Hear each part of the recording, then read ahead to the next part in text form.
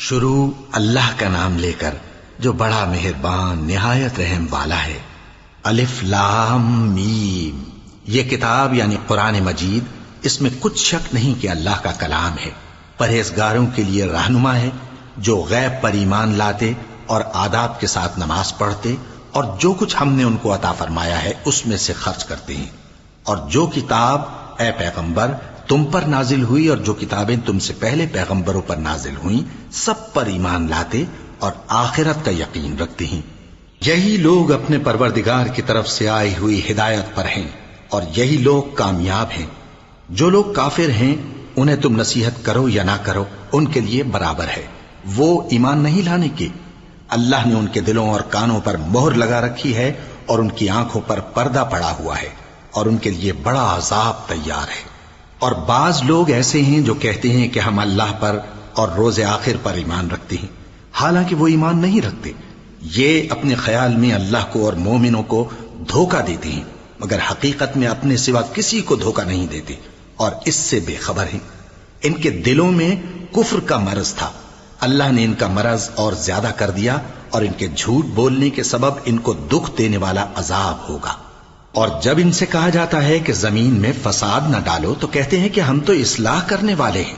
دیکھو یہ بلا شبہ مفسد ہیں لیکن خبر نہیں رکھتے۔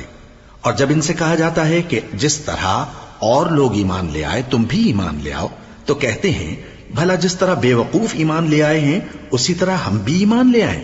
سن لو کہ یہی بے وقوف ہیں لیکن نہیں جانتے۔ اور یہ لوگ جب مومنوں سے ملتے ہیں تو کہتے ہیں کہ ہم ایمان لے آئے ہیں، اور جب اپنے شیطانوں میں جاتے ہیں تو ان سے کہتے ہیں کہ ہم تمہارے ساتھ ہیں، اور مسلمانوں سے تو ہم ہنسی کیا کرتے ہیں۔ ان منافقوں سے اللہ ہنسی کرتا ہے اور انہیں مہلت دیا جاتا ہے کہ شرارت و سرکشی میں پڑے بہک رہے ہیں۔ یہ وہ لوگ ہیں جنہوں نے ہدایت چھوڑ کر گمراہی خریدی تو نہ تو ان کی تجارت ہی نے کچھ نفع دیا اور نہ یہ ہدایت یاب ہی ہوئے۔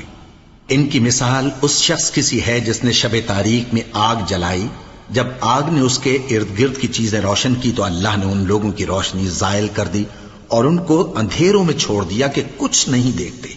یہ بہرے ہیں، گونگے ہیں، اندھے ہیں کہ کسی طرح سیدھے رستے کی طرف لوٹ ہی نہیں سکتے۔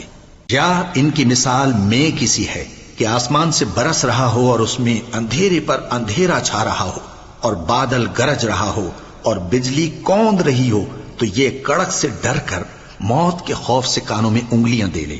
اور اللہ کافروں کو ہر طرف سے گھیرے ہوئے ہے، قریب ہے کہ بجلی کی چمک ان کی آنکھوں کی بصارت کو اچک لے جائے۔ جب بجلی چمکتی اور ان پر روشنی ڈالتی ہے تو اس میں چل پڑتے ہیں، اور جب اندھیرا ہو جاتا ہے تو کھڑے کے کھڑے رہ جاتے ہیں۔ اور اگر اللہ چاہتا تو ان کے کانوں کی سنوائی اور آنکھوں کی بینائی دونوں کو زائل کر دیتا۔